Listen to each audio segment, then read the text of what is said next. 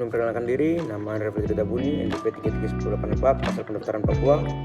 Saya membuat video ini untuk memenuhi tugas dari Bapak Silverius Teseran tentang mata kuliah pelayanan publik. Pelayanan publik adalah kegiatan atau rangkaian kegiatan dalam rangka pemenuhan kebutuhan pelayanan sesuai dengan peraturan perundang-undangan bagi setiap warga negara dan penduduk atas barang, jasa dan atau pelayanan administrasi yang disediakan oleh penyelenggaraan pelayanan publik. Undang-undang tentang pelayanan publik dimaksud untuk memberikan kepastian hukum dalam hubungan antara masyarakat dan penyelenggaraan dalam pelayanan publik. Tujuan undang-undang tentang pelayanan publik adalah terwujudnya batasan dan hubungan yang jelas tentang hak, tanggung jawab, kewajiban, dan kewenangan seluruh pihak yang berkaitan dengan penyelenggaraan publik. Sistem penyelenggaraan pelayanan publik yang layaknya sesuai dengan asas-asas umum pemerintah dan korporasi yang baik. Terpenuhinya penyelenggaraan pelayanan publik sesuai dengan peraturan perundang-undang dan terwujudnya perlindungan dan kepastian hukum bagi masyarakat dalam penyelenggaraan pelayanan publik. Ruang lingkup pelayanan publik meliputi pelayanan barang publik dan jasa publik serta pelayanan administrasi yang diatur dalam peraturan perundang-undangan. Ruang lingkup pelayanan publik meliputi pendidikan, pengajaran, pekerjaan, dan usaha, tempat tinggal, komunikasi, dan informasi, serta lingkup hidup, kesehatan, jasmani, sosial, energi, perbankan, perhubungan, sumber daya alam, pariwisata, dan sektor strategis lainnya. Adapun penyelenggaraan pelayanan publik sekurang-kurangnya meliputi A. Pelaksanaan pelayanan, B. Pengelolaan pengaduan masyarakat, C. Pengelolaan informasi, D. Pengawasan internal, E. Penyuluhan kepada masyarakat, dan F. Pelayanan konsultasi. Dalam rangka meningkatkan efisiensi dan efektif pelayanan, dapat dilakukan kerjasama antara penyelenggara. Kerjasama antara penyelenggara sebagaimana dimaksud meliputi kegiatan yang berkaitan dengan teknis operasional pelayanan dan pendukung pelayanan. Pada pelaksanaan, pihak penyelenggara memiliki hak diantaranya A. Memberikan pelayanan tanpa dihambat pihak lain yang bukan tugasnya, melakukan kerjasama, mempunyai anggaran pembiayaan penyelenggaraan pelayanan publik, melakukan pembelaan terhadap pengaduan dan tuntutan yang tidak sesuai dengan kenyataan dalam penyelenggaraan pelayanan publik, dan menolak permintaan penyelenggaraan bertentangan dengan peraturan perundang-undang. Serta penyelenggaraan kewajiban, menyusun dan menetapkan standar pelayanan, menyusun, menetapkan, dan mempublikasikan maklumat pelayanan, menempatkan pelaksanaan yang kompeten, menyediakan sarana, prasarana, atau fasilitas pelayanan publik yang mendukung terciptanya iklim pelayanan yang memadai, memberikan pelayanan yang berkualitas sesuai dengan asas penyelenggaraan pelayanan publik, melaksanakan pelayanan sesuai dengan standar pelayanan.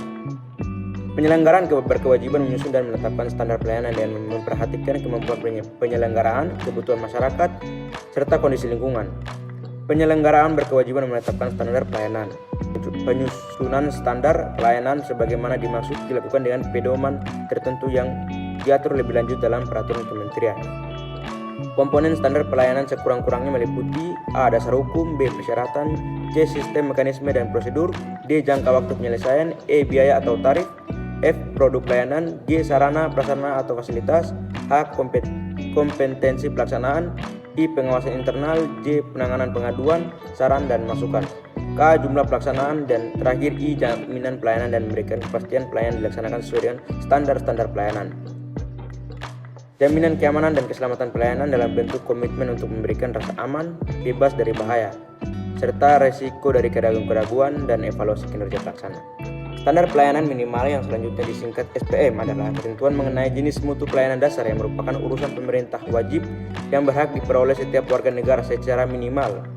SPM ditetapkan dan diterapkan berdasarkan prinsip kesesuaian kewenangan, ketersediaan, keterjangkauan, kesinambungan, keterukuran, dan tentunya ketepatan sasaran. Jenis SPM terdiri atas A. Pendidikan, B. Kesehatan, C. Pekerjaan umum, D. Perumahan rakyat, E. Ketentraman, F. Perlindungan masyarakat, dan G. Sosial. Materi muatan SPM mencakup A. Jenis pelayanan dasar, B. Mutu pelayanan dasar, dan C. Penerimaan pelayanan dasar. Pemerintah daerah menerapkan SPM pemenuhan jenis pelayanan dasar dan mutu pelayanan dasar yang berhak diperoleh setiap warga negara secara minimal. Penerapan SPM sebagaimana dimaksud di atas dapat dilakukan dengan tahapan A. Pengumpulan data, B. Perhitungan kebutuhan pemenuhan pelayanan dasar, C. Penyusunan rencana pemenuhan pelayanan dasar, dan D. Pelaksanaan pemenuhan pelayanan dasar. Penerapan SPM diprioritaskan bagi warga negara yang berhak memperoleh pelayanan dasar secara minimal sesuai dengan jenis pelayanan dasar dan mutu pelayanan dasarnya. Pada laporan penerapan SPM termasuk dalam materi muatan laporan penyelenggaraan pemerintah daerah dan disampaikan sesuai dengan ketentuan peraturan perundang-undangan yang mengatur mengenai laporan penyelenggaraan pemerintah daerah.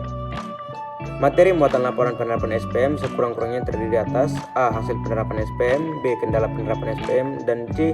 Ketersediaan anggaran dalam penerapan SPM. Hasil pelaporan tersebut selanjutnya digunakan oleh pemerintah pusat untuk perumusan kebijakan sosial. Hasil pelaporan digunakan juga oleh pemerintah daerah untuk penilaian kinerja perangkat daerah, pengembangan kapasitas daerah dalam peningkatan pelaksanaan pemenuhan pelayanan dasar, dan penyempurnaan kebijakan penerapan SPM dalam perencanaan dan penganggaran pembangunan daerah. Sekian dari rangkuman video yang bisa dapat saya sampaikan. Terima kasih.